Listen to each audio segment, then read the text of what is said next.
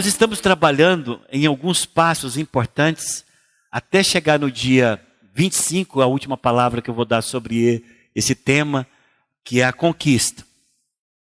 Nós estamos trabalhando com um texto em que o povo de Israel, preste atenção, conquista a primeira cidade da promessa que Deus havia feito ao povo de Israel. Jericó é o primeiro passo para a conquista sob o comando de Josué. Foram 32 cidades que ele conquistou, mas a conquista ainda continua. Então é importante sabermos como dar o primeiro passo, porque se você quer saber aonde esta linha vai dar, veja como ela se iniciou. Se a linha nasceu reta, ela não vai cruzar com nenhuma outra linha na frente. Mas se ela nasceu torta, ainda que pareça imperceptível, lá na frente ela vai destoar daquilo que foi original. Por isso nós sempre trabalhamos com o princípio da primeira menção. E nós estamos trabalhando com conquista de Jericó, porque foi uma cidade conquistada depois de muitos eventos simbólicos que nos falam muito a respeito da nossa vida espiritual, da nossa vida cristã hoje. Todo o Velho Testamento, falei isso na última palavra, ele é sombra daquilo que iria acontecer. Então é um tipo que apresenta como seria na realidade. E a gente sempre usa, para falar que é um tipo, a gente usa, isto aponta para isso, isto aponta para aquilo, né? Vocês vão ver isso durante a palavra. Então nós estamos trabalhando com a conquista de Jericó. E me parece que a semana passada, olhando minhas notícias de celular, me parece que está passando uma novela, não sei se é novela, alguma coisa assim, sobre a conquista da terra de Jericó, não está? Alguém assiste alguma coisa do povo de Israel no Velho Testamento? Não sei se é na TV Brasil, alguma coisa assim. Foi exatamente a semana passada, teve então, é chamada essa TV Brasil. Está tendo um filme, não sei se estão reprisando alguma novela que começou pela Record, ou seriado, mas semana passada na TV Brasil foi a conquista de Jericó. E eu sei que para alguns visitantes você fala Jericó, fala, gente, o que é isso, que é esse negócio de Jericó? Com o tempo você vai se familiarizando com esses termos. Então Jericó era uma cidade muito fortificada e que Deus havia dado como herança ao povo de Israel, mas aquela cidade ela precisava ser possuída, ela precisava ser tomada dos seus antigos donos. Você pergunta, mas por que Deus tira de um e põe para outro? Deus tira de um e põe para outro quando esse aqui se torna extremamente pecador, a iniquidade sobe a Deus. Isso acontecia no Velho Testamento, tá? Então Deus, como juízo, usava outro povo como juízo. Porque o juízo no Velho Testamento ele era mais físico do que espiritual. Então quando o pecado, por exemplo, você vê Sodoma e Gomorra, a destruição foi por causa do pecado da sexualidade, né? A imoralidade se tornou tão grande que Deus destruiu Sodoma e Gomorra. E agora nós estamos vendo toda a terra da promessa sendo dada ao povo de Israel, porque o pecado daquele povo chegou ao seu limite máximo e o juízo seria então a morte. E então dado como herança ao povo de Israel. Então nós estamos trabalhando isso. Então o primeiro passo que nós usamos foi falar um texto bíblico, te posicionar nele lá, Maciel, e a esposa está olhando junto comigo lá para esse momento, e depois eu falei, para aqui, congela, e vamos agora fazer 700 anos antes. O que aconteceu? Já viu aquele negócio? Você está assistindo um filme, de repente você vai começar a assistir o filme, aí dá uma parada assim e fala, 3 anos antes. 3 anos antes. Aí, eu não gosto de filme assim. Quando faz isso para mim, eu chego... Né, por que não fez então antes de chegar ao filme? Agora no nosso caso aqui, nós estamos usando isso aqui, porque não tem jeito. Então, o texto que eu quero congelar e te explicar como chegou até ali, está em Josué capítulo 5. Por favor, abre em Josué capítulo 5. E nós vamos ler o texto que vai falar para você, congela e vamos voltar até chegar aí por que isso está acontecendo agora, tá? Quando eu falo assim, fica entendido? Eu fico muito com medo, eu fico temeroso de às vezes ficar confuso. Então nós vamos ler um texto, você vai ver uma cena junto comigo, eu vou pegar aquela cena e falar para ele, tá, tudo bem, você entendeu o que está acontecendo aqui? O sobrenatural tá. Agora eu vou te mostrar o que aconteceu antes até chegar aqui. Porque se for daqui para lá, você não entenderia. Então, Josué capítulo 5, se o Gilberto puder aumentar ali para mim, porque eu estou suando aqui que nem... Isso aqui faz calor, está ali, ó. Aumenta para mim um pouquinho. Não é para me jogar para lá não, tá? Josué capítulo 5, versículo 13.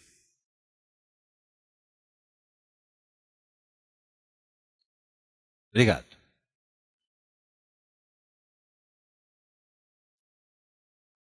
Josué capítulo 5, versículo 13 diz: estando Josué ao pé de Jericó, levantou os olhos e olhou, eis que se achava em pé diante dele um homem, que trazia na mão uma espada nua.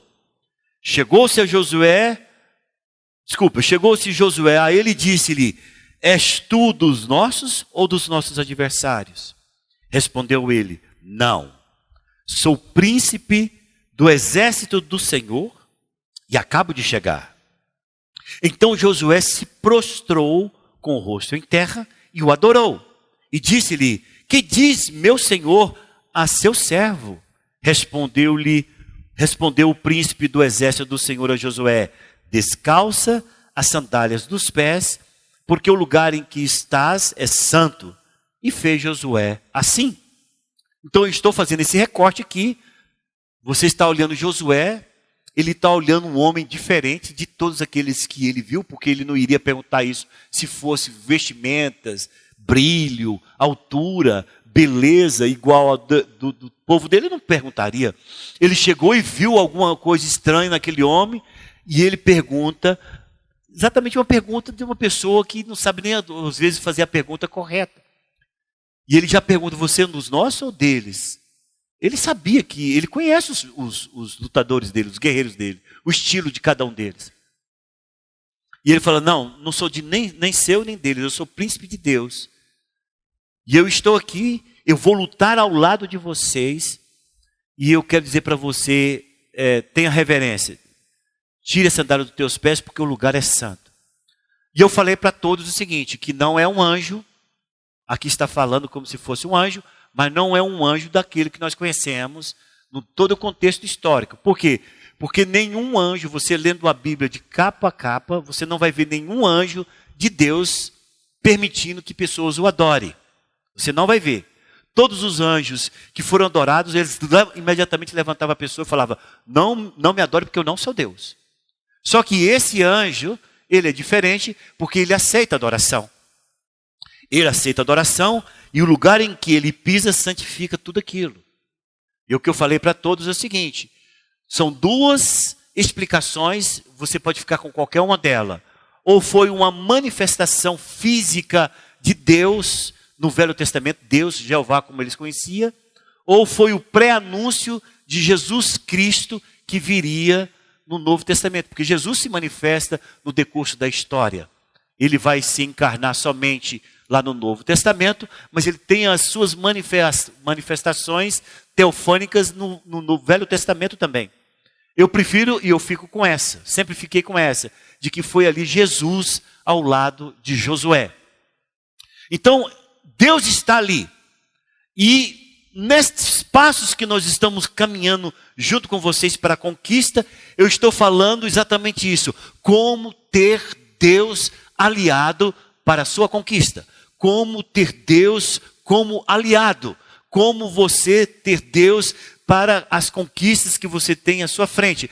Porque o que está se avizinhando é uma conquista de uma terra fortemente protegida. Jericó, os muros são altíssimos, era dupla muragem, né? Tinha duplo muro, era uma coisa fantástica em termos de proteção, até porque até Josué ninguém na história havia conquistado Jericó.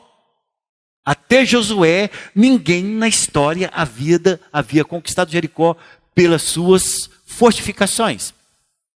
Então nós estamos paralisando essa cena e eu explicando por que esse homem Josué agora está vendo Deus se aliando a ele para a primeira conquista. Por que Deus, pessoalmente, por que ele não mandou um arcanjo, um serafim, um querubim?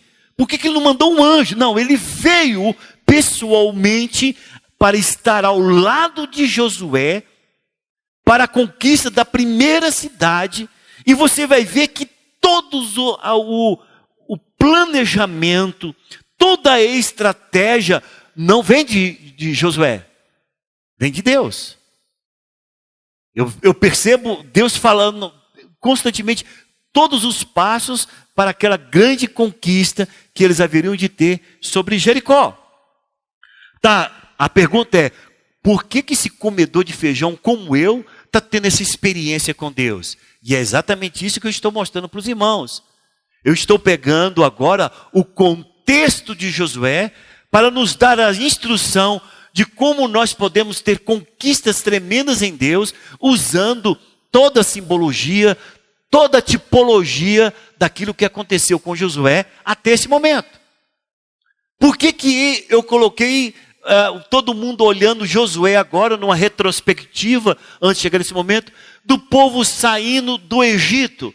Porque é exatamente a tipologia da onde nós saímos. Todos que se encontram sentados aqui, se você um dia teve uma aliança ou você fez um compromisso com o Senhor Jesus Cristo, você figuradamente também saiu do Egito, como o povo de Israel saiu do Egito com Moisés, e lá junto com Moisés, Josué. E o Egito é um tipo de inferno, Faraó é um tipo de Satanás, e o Egito é um tipo de sistema que nos aprisionavam. O povo de Israel estava escravo do Egito por 400 anos. Deus manda através de Moisés milagres tremendos, de maneira que o próprio Faraó expulsa esses 3 milhões de pessoas do Egito. A mesma coisa acontece conosco no momento em que nós voluntariamente, deliberadamente, aceitamos o Senhor Jesus Cristo como o Senhor e Salvador. O diabo não tem poder de nos segurar mais. Nós somos tirados do sistema maligno, nós somos tirados do engendro de Satanás, nós já não servimos ele mais como escravos e somos libertos. O povo de Israel, quando saiu do Egito, rapidamente se deparou com o Mar Vermelho. E eu explicava para todos da semana passada que o Mar Vermelho aponta para o batismo nas águas. Porque o Mar Vermelho é exatamente deixando definitivamente o Egito e o Faraó para trás definitivamente em nossas vidas. Quando o povo se deparou com o Mar Vermelho, Deus separa as águas do Mar Vermelho, 3 milhões de pessoas, eu estou colocando por baixo, atravessa a pé enxuto o Mar Vermelho. Quando o Faraó e os seus cavalarianos tentam, eles são afogados no Mar Vermelho. De maneira que do outro lado do Mar Vermelho, o povo de Israel não tem mais o seu antigo dono no encalço. De maneira que depois da travessia do Mar Vermelho, ele não tem mais Faraó e os seus cavaleiros desejando consegui-lo de volta. Não tem. Por quê? Porque todos eles morreram no Mar Vermelho. E eu explicava que o Mar Vermelho aponta para o batismo, porque simbolicamente quando nós baixamos uma pessoa nas águas, isso está lá em Romanos e em Coríntios, tudo isso explicando, nós somos levados para as águas, e quando nós somos levantados das águas ali no batismo, simboliza a morte do velho homem, a libertação do pecado e o nascimento de uma nova pessoa em Cristo Jesus. E eu falava para todos, irmãos, é extremamente importante, principalmente líderes de célula, vocês verificarem nas suas células quem ainda não desceu as águas. Porque esse ato simbólico aponta para a nossa completa e total libertação daquilo que é o mundo e daquilo que é Faraó e daquilo que é os seus cavalarianos. Porque significa para nós que nós fomos definitivamente libertos do poder de Satanás e dos seus demônios. Somos libertos, foi Deus que tirou. Nós não teríamos forças para sair das garras de Satanás. Foi um apelo que fizemos e a mão do Senhor nos tirou de maneira poderosa. Por isso a palavra do Senhor diz, Ele nos tirou do império das trevas. Ele nos tirou do império das trevas, falando de nós, o Senhor Paulo usando essa figura. Ele tirou-nos do império das trevas e nos transportou para o reino do Filho do seu amor, que é Cristo Jesus. Então, a saída do Egito aponta para a nossa libertação do pecado e dos demônios e de Satanás que nos amarrava e nos controlava. A passagem pelo Rio Vermelho, o Mar Vermelho, aponta para o nosso batismo nas águas, quando nós saímos para uma nova vida. E agora esse povo sai do Mar Vermelho e se depara, diz-me, com o deserto. O que fala o deserto nas nossas vidas? Já falamos muitas vezes sobre o deserto, mas hoje eu tenho que dar uma palhinha, porque nós temos muitas pessoas que estão nos visitando e eles não podem perder o fio da meada. Então, é colocado no deserto. Você fala, pastor, temos exemplo no Novo Testamento de alguém que foi conduzido por Deus ao deserto? Temos. A nossa pessoa principal, que é o Senhor Jesus. Evangelho de Marcos. Abra aí. Evangelho de Marcos.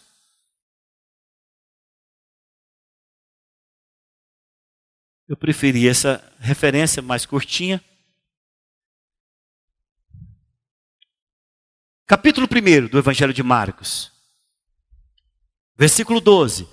Quem é o nosso exemplo hoje, pastor, de alguém que é conduzido por Deus? Porque, meu Deus, para que uma pessoa vai ser deixada no deserto por Deus? É Deus que faz isso, pastor? É Deus que faz isto. Quem é o seu exemplo máximo? Nós vamos pegar a tipologia do Velho Testamento, mas nós temos um exemplo claro no Novo Testamento. Quem? A pessoa maravilhosa de Jesus. Evangelho de Marcos, capítulo 1, versículo 12. E logo o Espírito, esse Espírito aqui com E maiúsculo, está apontando para o Espírito Santo. E logo o Espírito o impeliu para o deserto, onde permaneceu 40 dias, sendo tentado por Satanás. Estava com as feras, mas os anjos o serviam. Tá certo? Então, não pense você que nós não temos exemplos e mais exemplos daquilo que nós estamos falando. Então veja, o povo saiu do Egito, aponta para a nossa libertação do inferno e de Satanás.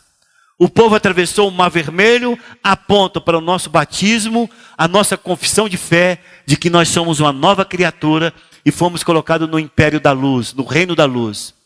Nós somos colocados no deserto. O que fala no deserto? Aí nós vamos lá para aquela passagem de Deuteronômio, porque Deuteronômio explica o porquê do deserto, tá ok?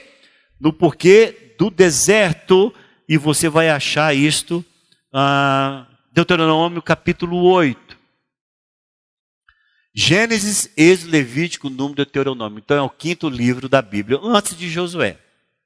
Deuteronômio capítulo 8. Aqui explica para nós por que Deus levou o seu povo ao deserto. Eu não vou ler todo o texto, porque ele é muito grande. Vou me deter em apenas algumas referências importantes para nós, tá ok? Deuteronômio capítulo 8. Vamos ler a partir, versículo 2. Recordar-te-ás de todo o caminho pelo qual o Senhor teu Deus te guiou no deserto. Recordar-te-ás de todo o caminho pelo qual o Senhor teu Deus te guiou no deserto estes 40 anos, para te humilhar, para te provar, para saber o que estava no teu coração, se guardarias ou não os seus mandamentos. Versículo 3.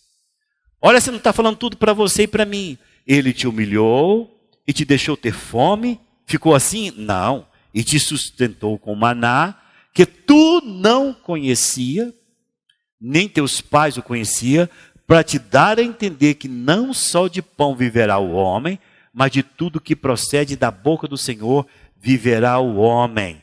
O que aconteceu no deserto? Nada do ponto de vista físico, porque era tratamento interior.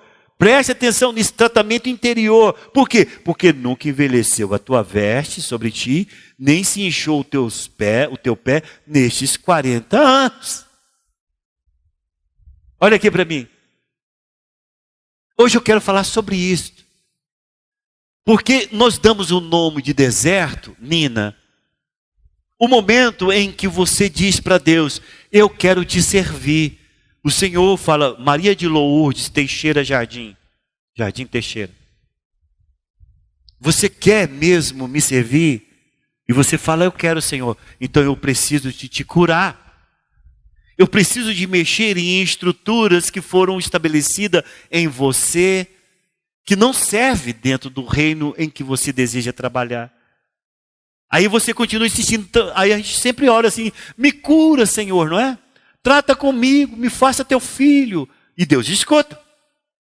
Aí o Senhor fala, Vitor, então eu vou começar a deslocar algumas peças do seu interior, de maneira que elas sejam, umas vão ser tiradas por completa, outras serão ajustadas conforme o meu reino. E você fala, amém! Então começa-se o processo. Esse processo, nós chamamos, está escrito aqui na Bíblia, de deserto. Preste bem atenção, por que é chamado de deserto? Porque no período em que o povo foi tratado, eles foram tratados, Benelúcio, fisicamente. O tratamento com aquele povo, da maneira como Deus tratava com aquele povo, não é a maneira como Deus trata hoje. Por isso precisa ser extremamente simbólico e é uma tipologia que aponta como Deus trabalha conosco, Elisângela. Ele vai trabalhar com você, Elisângela. Ele não vai deixar você simplesmente passar batida, não vai. Ele vai tratar com todas as áreas da sua vida. Talvez você morra durante o tratamento, paciência, mas ele não vai desistir de continuar tratando com você. Bom, então preste bem atenção. O deserto então significa o que, pastor? Preste atenção. O deserto significa a morte do velho homem. Está todo mundo pegando até aí? Está fácil, Nina? Então, o que significa deserto, Daniel? Significa a morte do velho homem. O propósito final do deserto é a morte do velho homem e o nascimento de um homem conforme a vontade de Deus, segundo a direção do reino. Você fala, pastor, me aponta aonde está falando, onde nós estamos estudando, que o velho homem morreu. Olha aí, Josué capítulo 5, um livrinho na frente. É só virar as folhas de Deuteronômio, você vai voltar lá onde você estava. Deuteronômio capítulo 5, versículo 6, somente a parte A. Eu falei Josué, o que saiu agora? Josué capítulo 5, versículo 6. Porque 40 anos andaram os filhos de Israel pelo deserto, até o quê? Até se acabar toda a gente dos homens de guerra que saíram do Egito. Preste atenção. Samuel, olha aqui, você que está coçando a pestana. Vou ler para você, que você se distraiu. Porque 40 anos andaram os filhos de Israel pelo deserto, até que? Até acabar toda a gente dos homens de guerra que saíram do Egito. Você fala, pastor, o senhor está falando de morte de quase uma geração? Sim. Sabe qual foi essa geração? A geração que não acreditou em Deus e que desafiou Deus e que murmuraram contra Deus. Toda ela morreu no deserto. O que aponta isso? Aponta para a morte do nosso velho homem. O velho homem, Gilberto, não entra na posse da herança. O velho homem não entra na posse da promessa. Para se ter a posse da promessa, você precisa ser novo homem.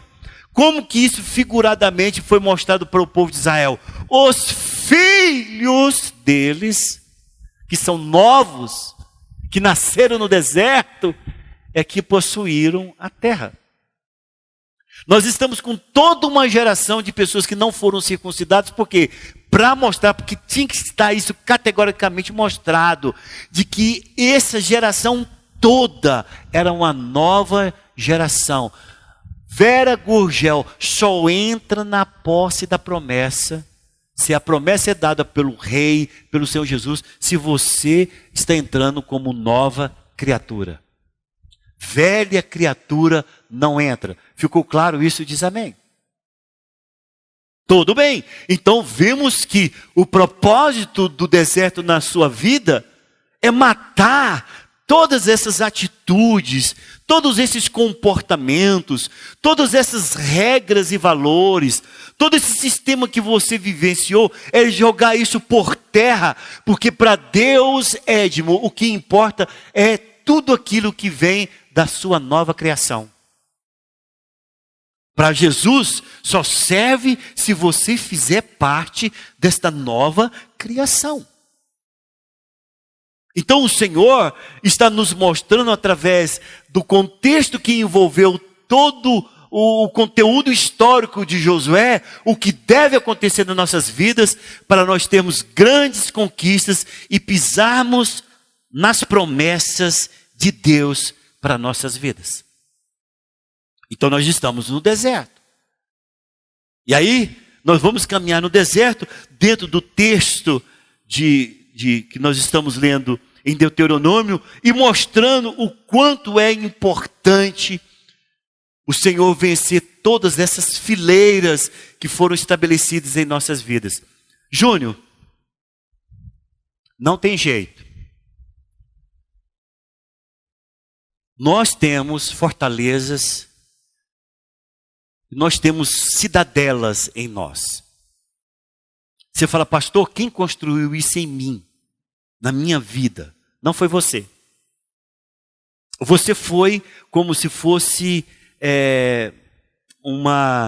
o objeto da onde o diabo trabalhou. Você fala, como que isso foi instalado em minha vida? Cultura familiar, relacionamentos do velho homem, lá, as antigas amizades, os valores estabelecidos, pequenos fragmentos de um monte de coisa que você aprendeu, ou na faculdade, ou na escola, ou com os amigos. Aquilo tudo vai fazendo um amontoado, tipo um Frankenstein de informação, peça de todo lado. Ela é formada, e isso é que forma em você as fortalezas e sofismas. E aí Paulo fala sobre isso. Vamos lá no Novo Testamento falar sobre isso? 2 Coríntios, capítulo 10. Veja o que Deus, Maressa, preste atenção. Veja o que Deus quer fazer na sua vida, quando nessa passagem que você está indo do deserto para a grande conquista. 2 Coríntios, capítulo 10. Leia aí comigo a partir do versículo 3. Paulo está falando exatamente isso que eu estou mostrando para vocês. Ele diz, porque embora andando na carne, não militamos segundo a carne. Porque as armas da nossa milícia não são carnais, e sim poderosas em Deus para destruir fortalezas, plural, anulando sofismas e toda altivez que se levante contra o conhecimento de Deus. Para que isto? Para ir levando cativo todo pensamento à obediência de Cristo. Então você pergunta assim, gente, por que eu não consigo vencer esse ódio? A gente, né, já viu, quando você tem uma fraqueza, por que eu não consigo vencer esse ódio? Porque é uma fortaleza. Não é um sentimento qualquer que é sazonal, que foi simplesmente aconteceu circunstancialmente. Não, você tem uma fortaleza chamada casa do ódio. Ela foi estabelecida ali através de muitas marcas que o diabo conseguiu fazer na sua vida. Vamos imaginar o pai que te bateu muito, o tio que te violentou, o vizinho que te escorraçou, a sociedade que te rejeitou. Aí você constrói ali uma fortaleza chamada casa do ódio. Esse negócio não quebra simplesmente você falando assim, vamos amar, irmãos, vamos deixar Deus fazer. Não, meu irmão, sabe o que Deus tem que fazer conosco? Nos levar para o deserto, em que você ali está esturricado, sozinho, solitário, em que você luta contra você mesmo. Você fala, eu vou morrer aqui agora vou me acabar. Mas você sai dali curado. A luta no deserto não é contra inimigos que você tenha tido. O principal inimigo no deserto é você. Você vai ter que vencer essas fortalezas, a casa do ódio, a casa da imoralidade. Tem pessoas que falam, gente, mas por que eu tenho uma mente tão porca? Por que tudo na minha mente é sexo? Meu Deus, por que tudo na minha mente é sexo? Até para orar, gente, eu tenho que ficar com a cabeça erguida, porque tudo é sexo na minha cabeça. Se eu olhar, eu me distraio sexualmente. Por quê? Não, você não é porque você está tendo naquele dia uma taxa anormal de testosterona. Não é isso não. É porque você tem uma fortaleza chamada casa do sexo. A casa do sexo está muito bem estruturada, é uma Jericó, é um trem fortalecido, é uma fortaleza, é uma cidadela. E isso não vai ser destruído por sua vontade, assim, se fosse vontade. Eu agora anulo toda a força do sexo, toda a imoralidade. Isso não acaba assim. Isso acaba você sendo exposto num deserto da sua vida e você sendo triturado por um poder espiritual que eu não sei como nem te explicar. Só sei que eu já passei por muitas coisas na minha vida para cura e sai dali completamente curado. É por isso que Paulo está falando que as armas da nossa milícia, elas não são carnais, não é força de vontade, não são passos para a direita, passo para a esquerda, né? Um caminho para frente, um pulinho para trás. Não é nada disto. Elas são poderosas em Deus e elas são poderosas para destruir essas coisas, essas fortalezas, esse sofisma. Pastor, o que é sofisma? Tem cheiro de verdade, parece que é verdade, tudo indica que é verdade, mas é mentira. Quem é o único que pode dizer que isso é mentira? Deus. São aquelas convicções que você tem firmes e que em um determinado momento tudo cai por terra e você vê desmoronado tudo aquilo que você edificou. Vou dar um exemplo de um sofisma. Vamos imaginar uma pessoa que idolatrou a outra. Geralmente isso acontece com os apaixonados, né?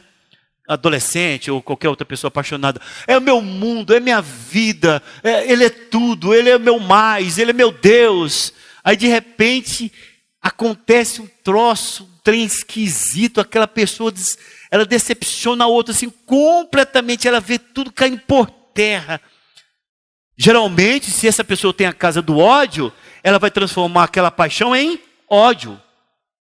Se ela não tem a casa do ódio, ela vai ficar completamente decepcionada. Por quê? Porque todo aquele mundo que ela construiu vai ruir por uma circunstância da vida. É isso que Deus faz.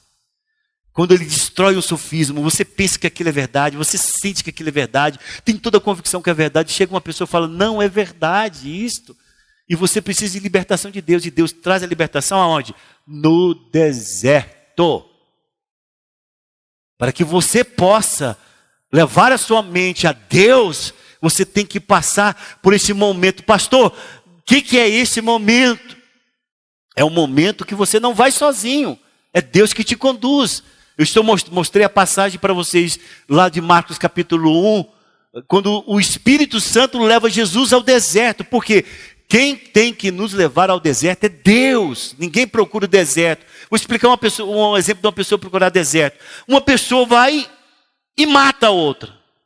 Ele vai ficar preso muitos anos, não vai? Foi Deus que levou ele para o deserto? Não, ele foi sozinho. Deus não tira essa pessoa do deserto, ele vai ter que sair de lá sozinho. Então tem muitas pessoas pensando, eu vou para o deserto, não tem jeito. É Deus que te leva e é inevitável que você vá no deserto. Bom, tendo esse entendimento, Deuteronômio capítulo 8 novamente. Vamos para lá, né? Porque lá que é a base daquilo que nós estamos falando hoje. Deuteronômio capítulo 8.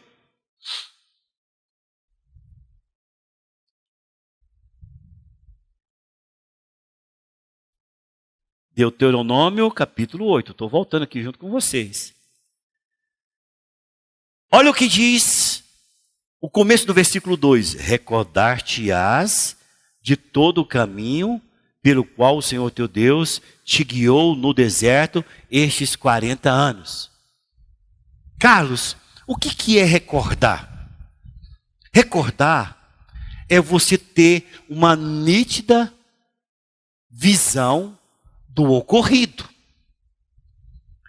Aí você pergunta, como que isto aconteceu no Novo Testamento e como isso acontece em nossas vidas? Não precisa abrir lá, se vocês acreditarem em mim, está lá em Gálatas capítulo 6, versículo 17, que diz, quanto ao mais, Paulo falando, ninguém me aborreça ou me moleste, porque eu trago no corpo as marcas de Cristo, as marcas de Jesus.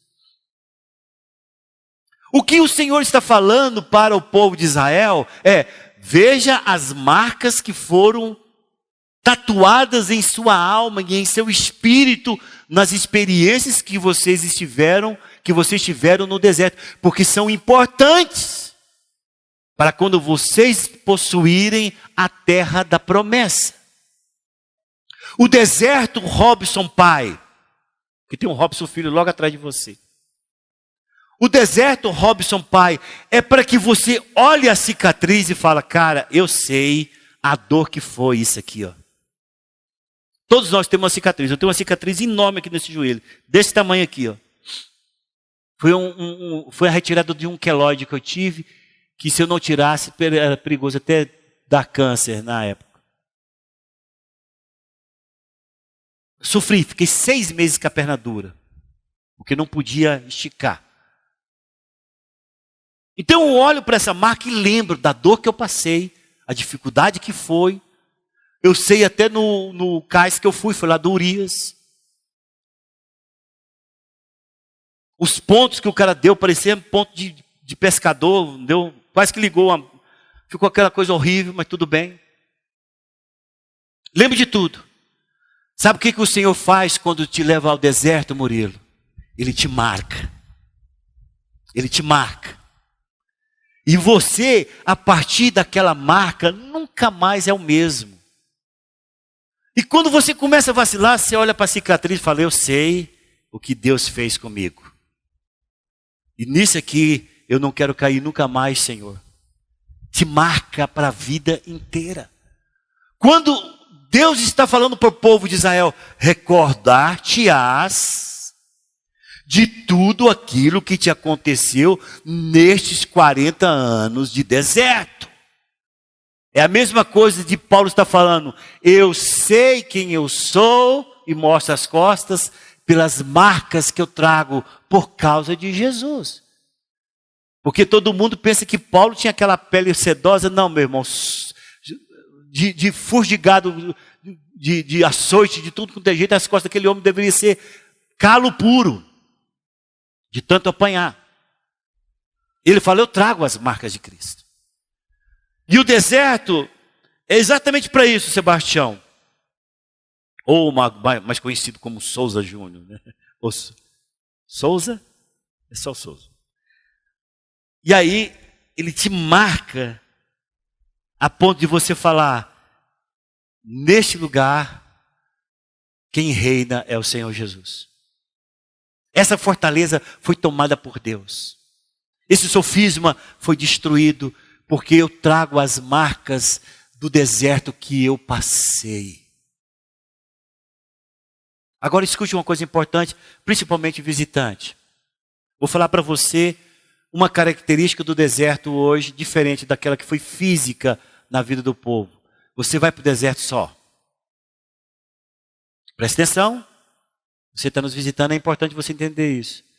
Você fala assim, gente, por que eu estou sofrendo tanto? Ninguém percebe o que eu estou sofrendo. Porque você está no deserto sozinho. O Senhor não leva mais as pessoas ao deserto em conjunto. Vocês viram que Jesus, ele foi sozinho para o deserto. Foi guiado sozinho. Porque o deserto que Deus quer mexer, ele não quer mexer com grupos, mas ele quer mexer com você. Então você se sente só lá no meio da sua casa. Você se sente rejeitado, todo mundo te amando. Você se sente um zero à esquerda vencendo. Você sente, tudo parece tratar com a tua vida. Tudo parece tratar com a vida. Se tiver alguém com um monte de copo de Coca-Cola, se ele for para tropeçar, vai tropeçar em cima de você. Ele vai sujar você. Se tiver uma batida no trânsito, vai ser no seu carro.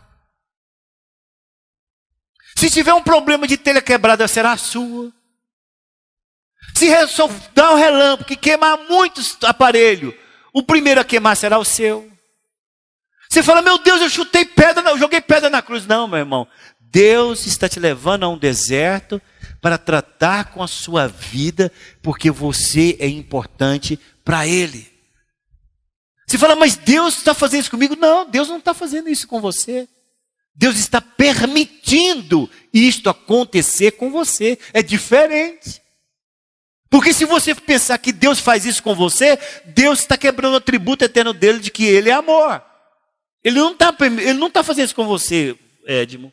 Ele está permitindo. Por quê? Porque ele poderia interferir. Ele poderia dizer, não toca no meu ungido. Ele poderia dizer, não, daqui para lá. Assim como ele fala para o mar, né? O mar que nós conhecemos. Daqui para lá, mar. E ele não vem, a mesma coisa seria todas as circunstâncias. Só que ele permite. Permite por quê, pastor? Ele gosta de me ver sofrer. Não, ele quer te ver curado. Ele quer te ver restabelecido. Ele quer que você olhe para as marcas que Ele permitiu acontecer na sua vida e você diz, e ainda eu louvo a Ele, porque Ele me deu a vitória sobre todas essas circunstâncias. Continua aí no versículo 2. Ele te guiou nesse deserto para te humilhar,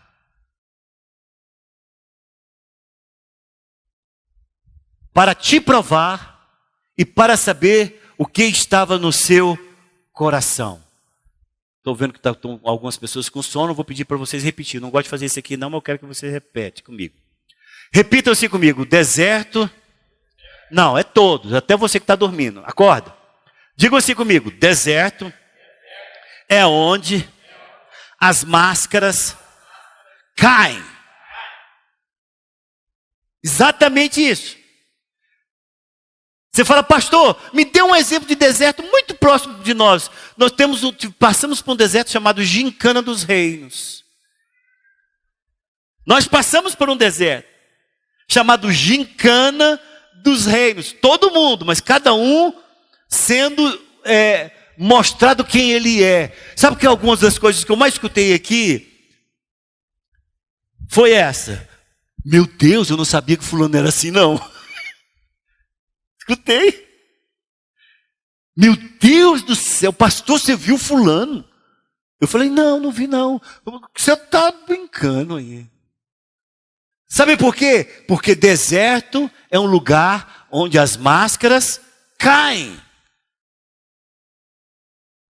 Quando você está no deserto, você fica uma pilha. A pessoa chega conversando com você, você fala, não conversa comigo não. Eu não estou bom, sai para lá, senão eu te arrebento. O que foi? Você não tem nada a ver com aquilo que está acontecendo com ele, mas porque ele está no deserto. E ele vai expor toda a sujeira para fora. É certo que vai ficar, depois ele vai ter que pedir perdão para muita gente depois de curado. Sabe por quê? Porque quando ele for curado, ele falou, gente, que papelão é esse que eu fiz? Que coisa horrorosa. Vai chorar, vai dobrar o seu joelho, vai clamar a Deus perdão, e Deus vai falar, tá, eu te perdoo, mas você vai ter que pedir perdão para fulano, ciclano, beltrano, a igreja de joelho. Por quê? Porque está escrito aqui, olha o que está escrito aqui. Para te humilhar, capítulo 8, versículo 2. Para te provar, para que isso? Me humilhar e me provar? Para saber o que estava no teu coração. Sabe por quê? Porque Deus não está interessado no teu intelecto. Deus está interessado no teu coração. A palavra do Senhor diz: sobre tudo que se deve guardar, guarde o teu coração, porque dele procede as fontes da vida. Deus está interessado no teu coração. Por isso ele diz para você, Vitor: dá-me o teu coração. O deserto, ele vai trabalhar em você, Maciel. E que não vai adiantar você ser quietinho do jeito que você é. Não vai. Maciel é todo, né, quietinho. Não vai adiantar. Você vai, o trem vai te cutucando assim, ó. O trem vai te cutucando assim, de repente você explode assim.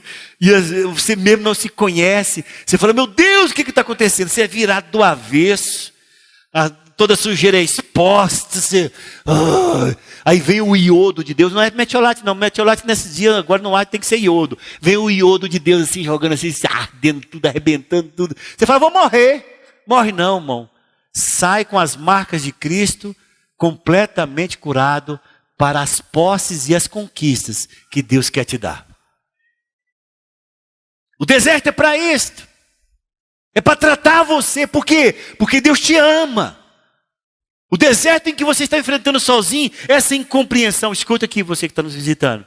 Essa incompreensão, esse problema que você está enfrentando no seu casamento, esse problema que você está enfrentando no trabalho, essas questões todas que está envolvendo, você tem que perguntar assim: o mundo inteiro está errado? A resposta vai ser clara: não. Quem está errado então? Eu. E você tem que bater o joelhinho no chão e falar: Senhor, me trata, me cura, me liberta.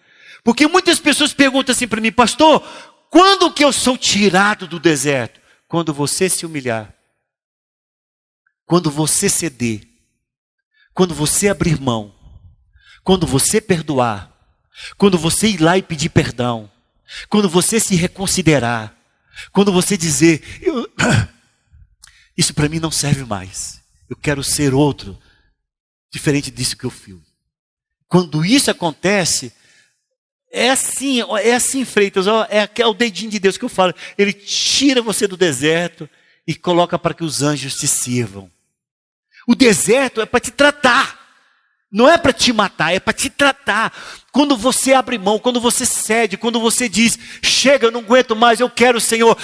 Pai, eu me humilho diante da tua presença. O Senhor tira você do deserto e você é alimentado pelo poder de Deus. Porque olha aqui o seguinte, olha aí. Se guardarias ou não os meus mandamentos. Essa frase aqui nos joga lá para quando o Senhor Jesus olha para os seus discípulos e diz: quer vir após mim?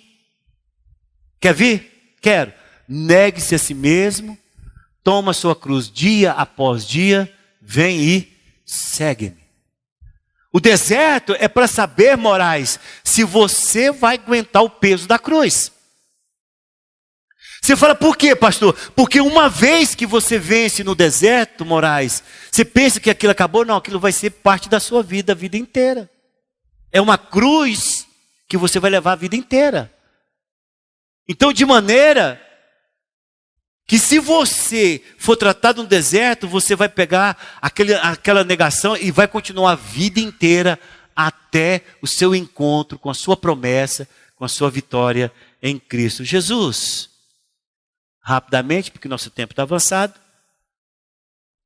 Está lá em Lucas 9:23, dizia a todos: se alguém quer vir após mim, a si mesmo se negue dia a dia, tome a sua cruz e siga-me. Agora continua aí. Versículo 3. Volta lá.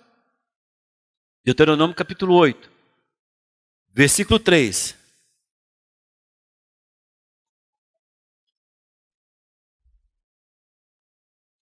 Falando para o povo de Israel, que serve para nós e aponta para nós, é simbologia para nós. Ele te humilhou e te deixou ter fome. E te sustentou com maná que não conhecias. Nem teus pais o conhecia, para te dar a entender que nem só de pão viverá os homens, mas de tudo que procede da boca do Senhor viverá o homem. Então é assim, Ellen. Se Deus te leva para o deserto, Ele te sustenta. Compreendeu? Se Ele te leva no deserto, vai ter humilhação, vai ter tratamento. Vai ter fortaleza sendo quebrada, vai ter sofisma sendo desfeita, vai ter muita coisa sendo removida de você, mas uma coisa é certa, você não vai morrer de fome. Deus será o teu alimento. Ele vai te dar uma fome tão diferente da que você tem, essas comuns de comida de arroz e feijão. Ele vai te dar a fome dele. Compreende? Olha o tanto que essa passagem é profunda, Carlos. Ele te leva no deserto. Você pensa que você vai ter fome e sede de comida e de água dessa terra. Só que o deserto que você está é espiritual. Ele te leva no deserto e te dá fome e sede da comida e da água que vem dele.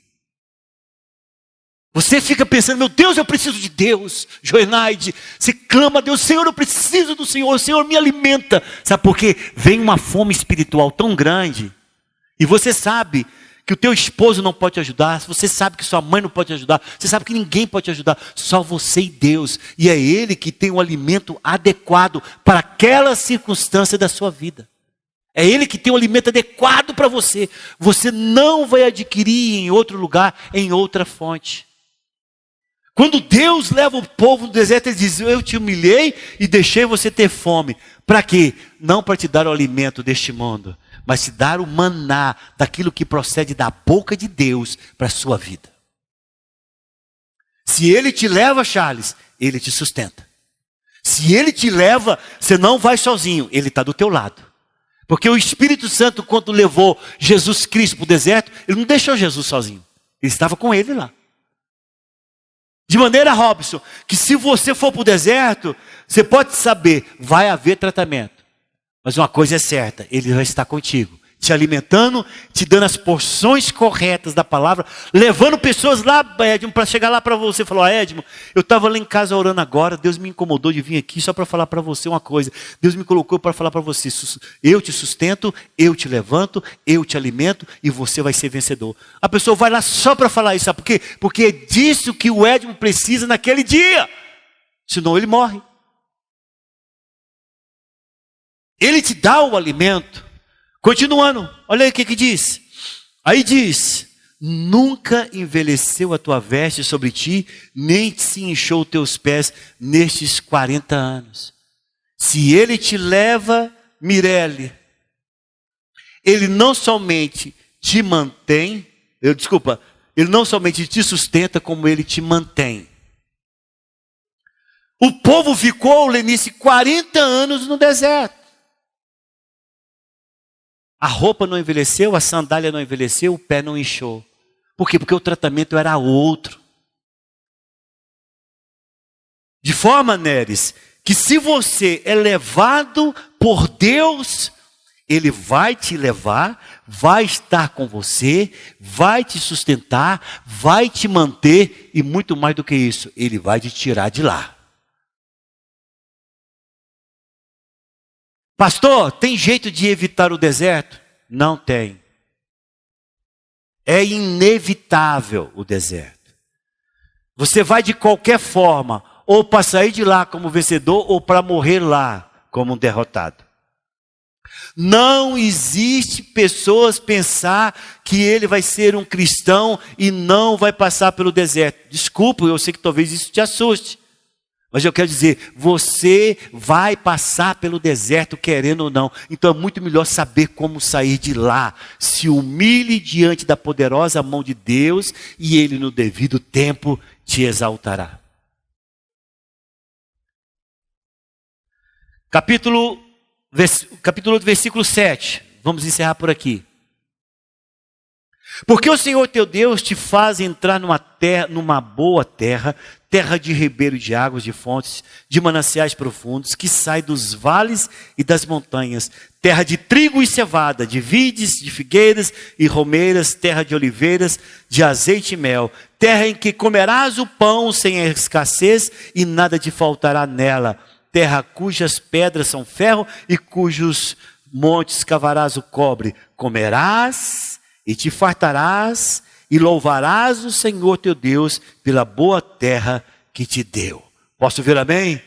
Ele te leva, Ele se mantém ao teu lado, Ele te sustenta, Ele te mantém, Ele te tira como o Espírito Santo tirou Jesus do deserto e te coloca para a conquista daquilo que Ele prometeu para aquele que é nova criatura em Cristo Jesus. Quando são novas criaturas em Cristo Jesus, diz amém. Essa conquista é para você. Por isso que está dizendo aqui que Ele vai te dar a condição não somente de entrar no deserto, mas Ele vai tirar você de lá e vai tirar você de lá para a conquista da sua Jericó. Quantos querem conquistar a sua Jericó? Diz amém. Glória a Deus.